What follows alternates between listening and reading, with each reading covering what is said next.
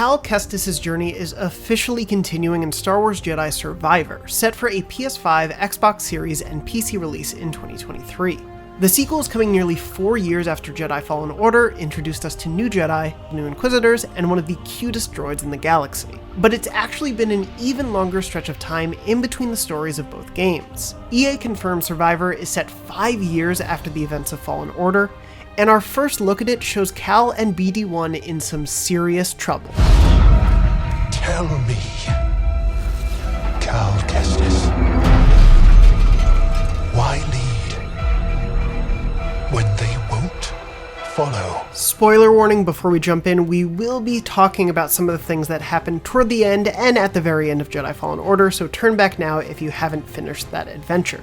Now, one big component of Cal's life, as far as players know, is his found family and crew of the Stinger Mantis, Cal's starbound home throughout the events of Fallen Order. We don't really see the crew, Cere, Grease, and Merrin, in the Survivor reveal, but we can surmise things haven't gone all that well for them. The trailer shows the Mantis downed on a desert planet with a slow pan through its main hull spelling nothing but trouble.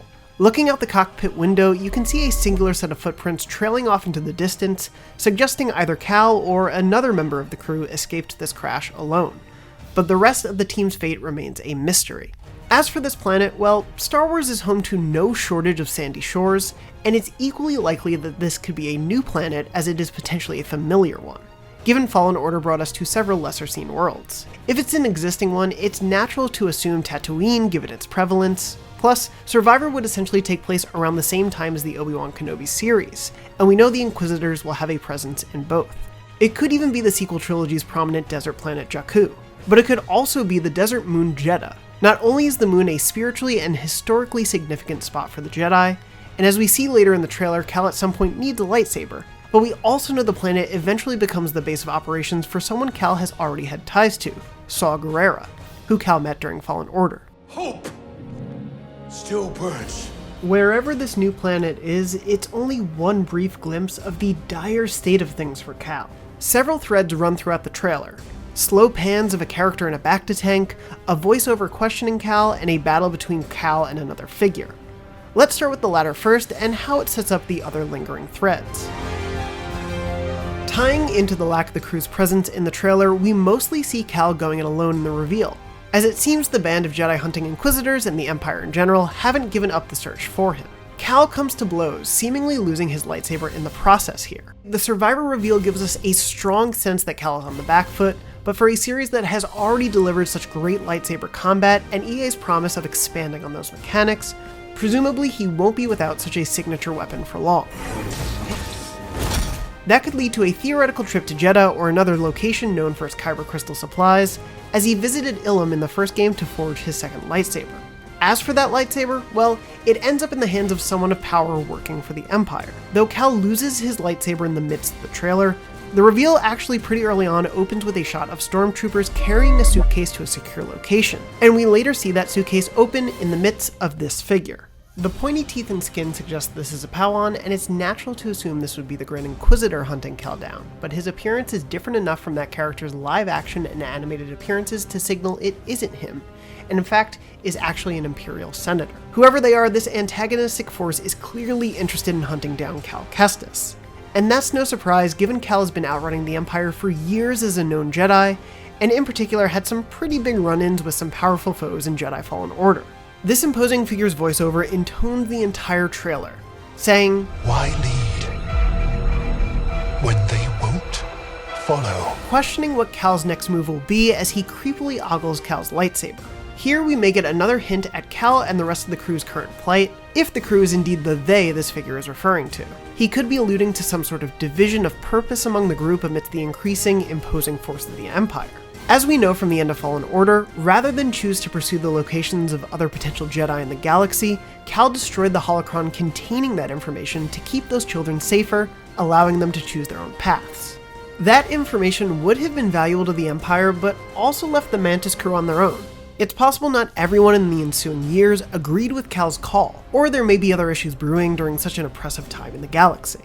As we see from this figure's brief scenes, whether he's working directly with the Inquisitors hunting Cal, he's not at the Fortress Inquisitorius.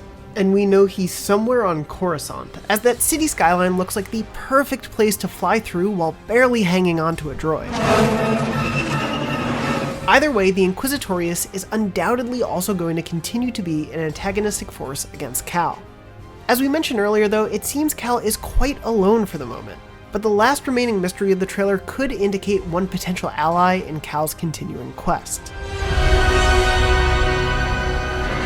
Throughout the trailer, slow pans of a character in a bacta-tank are interspersed along with the rest of Cal's tribulations before ultimately ending with Cal standing before said person in the tank amidst an otherwise spare and desolate room overgrown with flora.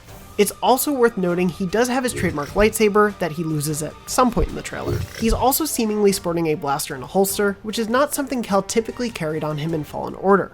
Maybe Respawn is pulling from some of its expertise with shooters like Apex Legends and Titanfall and giving Cal some more ranged options.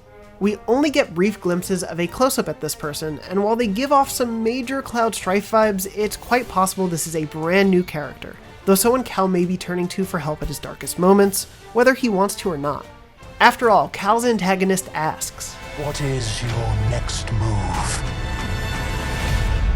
Jedi? Just before the trailer pans to this mysterious new figure, and the ominous room, coupled with Cal's seeming dismay on his face as he observes the figure, this could mean it's not someone he's particularly happy to turn to. Respawn game director Stig Asmussen did tell StarWars.com that Cal will be, quote, making connections with people that, in other times, might be considered unsavory.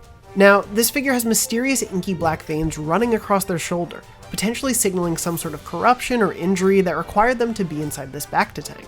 They may be someone essential to Cal, well, surviving in Jedi Survivor, and could very well be a survivor of some kind themselves.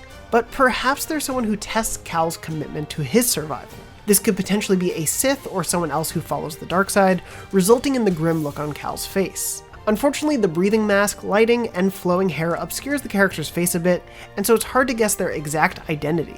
But the scene and trailer overall convey the dark moment Cal finds himself in, leaving mysteries about what's happened to the Stinger Mantis crew, how he plans to keep outrunning the Empire, and more.